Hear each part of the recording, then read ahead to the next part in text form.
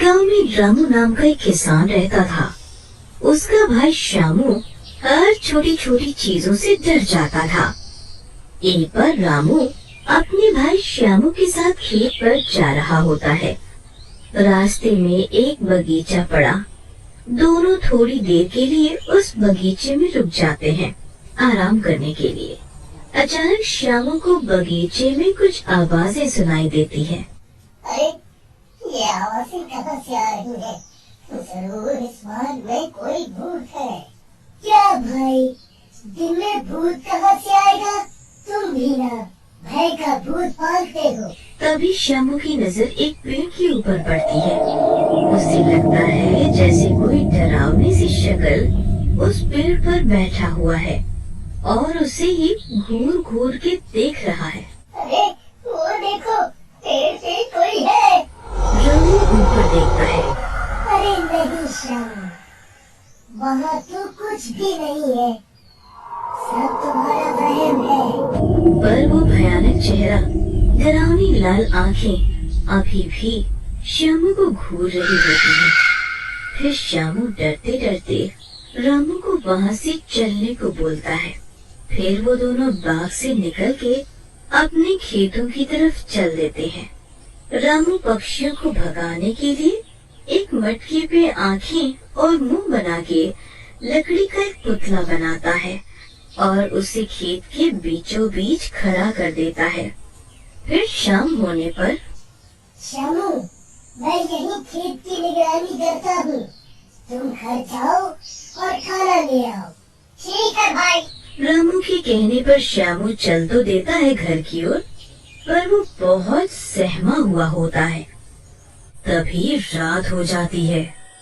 अचानक डरावनी आवाजें आने लगती है। रामू को एकाएक एहसास होता है कि कोई उसके पीछे पीछे आ रहा है। किसी के जूते के चलने की आवाज आती है। पट पट पट पट पट। जूतों की आवाज सुन के श्यामू रुक जाता है और हिम्मत करके पीछे पलटता है। पलटते ही उसकी नजर फटी की फटी रह जाती है। उसके सामने बड़ी बड़ी दो लाल डरावनी आंखें दिखती है। कौन है? कौन है वहाँ? फिर श्यामू अपनी टॉर्च की रोशनी उन आंखों पर डाल के देखने की कोशिश करता है, पर ये क्या, सिर्फ आंखें और बूट्स। श्यामू को तो मानो सदमा लग गया हो। श्यामू तेज तेज भागने लगता है। अरे कोई बचाओ, ये क्या आफत है?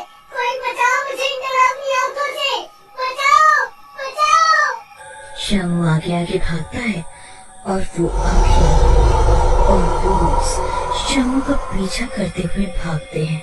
चिल्लाता हुआ श्यामू भागते भागते अपने घर में घुस जाता है और अंदर से गेट बंद कर लेता है। श्यामू लंबी लंबी सांसें लेता है। बाल बच गए आज, वरना वो आंखें तो जैसे मेरे ही पीछे पड़ गई थी। फिर श्यामू खिड़की से बाहर झांक के देखता है, कोई नजर नहीं आता उसे। फिर श्यामू खाना खाने लगता है और रामू के लिए भी खाना बांधता है और फिर खेतों की तरफ निकलने लगता है। वहीं दूसरी तरफ, अरे ये श्यामू कहाँ रह गया? अभी तक खाना लेके नहीं आया। यहाँ श्यामू खाना लेके निकल तो आता है, पर अभी तक उसके मन में उन्हीं लाल आंखों और बूट्स का खौफ होता है। डरता हुआ श्यामू खेतों की तरफ बढ़ने लगता है। खेतों से कुछ ही दूरी पर उसे नजर आता है कि कोई डरावनी शक्ल का सामने से उसकी तरफ बढ़ रहा है। उसके बिखरे बिखरे काले बाल, बड़ा सा मुंह और बड़े बड़े नुकीले दांत होते हैं। कभी वो डरावनी शक्ल बड़ी होती है तो कभी छोटी।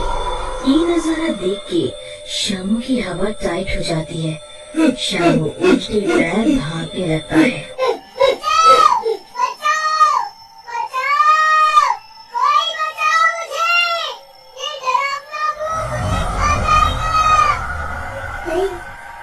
ये तो श्यामू की आवाज है। इसे क्या हो गया? फिर रामू भागता भागता शामू की आगे की तरफ जाता है। शामू भाग के रामू से लिपट जाता है। भाई बचा लो मुझे, वो बड़ी बड़ी आंखों वाला नुकीले दांतों वाला भूत मुझे खा जाएगा। रामू आसपास देखता है पर उसे कोई नजर नहीं आता। अरे शामू भाई, आंखें खोलो, देखो कोई नहीं है। नहीं भाई, वो सिर्फ मुझे ही मारना चाहता है, इसलिए सिर्फ मुझे ही दिखता है। फिर रामू शामू को लेकर घर आ जाता है।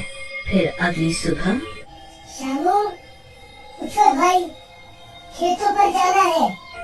शामू उठता है। फिर दोनों भाई खा पी के खेतों पर निकलते हैं। खेतों में फसलों में पानी डालने के लिए शामू कुएं की तरफ जाता है। शामू कुएं से पानी निकालने के लिए कुएं के अंदर झांकता है। चलो एक बाल्टी पानी निकाल लेता हूँ, अभी बाकी मजदूर आ जाएंगे तब निकालेंगे। बाल्टी खींचते हुए शामू की नजर कुएं की गहराई में जाती है। वहाँ उसे दिखता है एक डरावना हंसता हुआ भूतिया चेहरा जो उसे कुएं के अंदर बुला रहा होता है। कौन है अंदर? शामू झुक के अंदर देखने की कोशिश करता है। तभी एकदम से वो भूतिया चेहरा पानी में से शामू के बिल्कुल पास आके रुक जाता है। शामू उसे देख के हक्का बक्का रह जाता है और बाल्टी वही छोड़ के भाग खड़ा होता है। शाम को जब रामू घर आता है तो उसे पता चलता है कि शामू को तेज बुखार है और शामू नींद में उसी भूत की बात कर रहा है। फिर रामू अपने प्रिय दोस्त काकू के घर जाता है। काकू, गेट खोलो, बहुत जरूरी बात करनी है तुमसे। काकू गेट खोल के रामू को अंदर बुलाता है। कहो भाई, कैसे आना हुआ? रामू अपने प्रिय दोस्त काकू को शामू के भय के बारे में बताता है। हमें कुछ तो करना पड़ेगा शामू के भय के भूत को भगाने के लिए, वरना शामू की तबीयत दिन प्रतिदिन खराब होती जाएगी। फिर काकू रामू के कान में कुछ बोलता है। फिर रात होने पर मैं आज कहीं बाहर नहीं जाऊंगा, वरना वो भूत तुझे कच्चा चबा जाएगा। वो डर से चिल्लाने लगता है। बचाओ, बचाओ। भूतिया चेहरा शामू को अपनी तरफ बुला रहा होता है।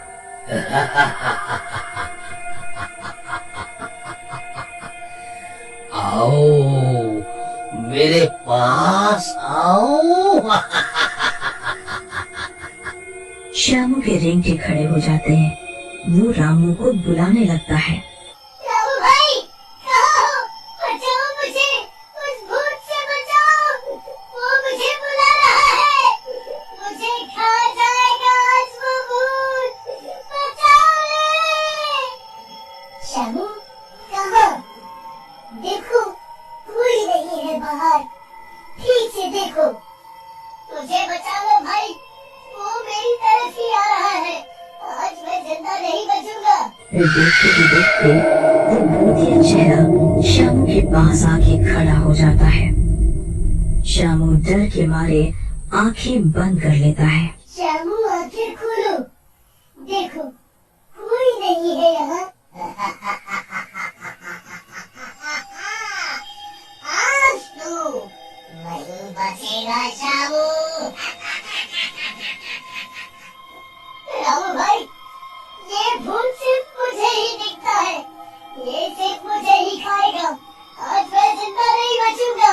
तभी वो भूतिया चेहरा शामू का हाथ पकड़ता है। छोड़ दो मुझे, मैं मरना नहीं चाहता अभी, मुझे छोड़ दो। तभी उस भूतिया चेहरे के पीछे से काकू निकल आता है।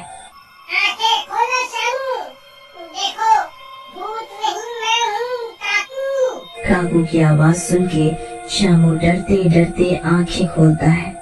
काकू को अपने सामने देख के वो भौचक्का रह जाता है। काकू भाई तुम भूत कहाँ गया? शामू घबरा के आसपास देखने लगता है। कोई भूत नहीं था, ये देखो, ये मुखौटा है ये। शामू, ये तुम्हारा भय का भूत है, वो हर जगह तुम्हें अपने पास बुलाता है, सिर्फ तुम्हें ही दिखाई देता है क्योंकि तुमने अपने मन में भूत का डर बिठा लिया है। श्यामू को समझ आ जाता है कि भूत हमारे मन में छुपा एक भय है। मैं निश्चय करता हूँ कि आज के बाद मैं कभी नहीं डरूंगा और अपने भय के भूत को खुद पे कभी हावी नहीं होने दूंगा। उस रात सिर्फ डरावनी रात ही नहीं, बल्कि श्यामू के भय का भूत भी हमेशा के लिए ढल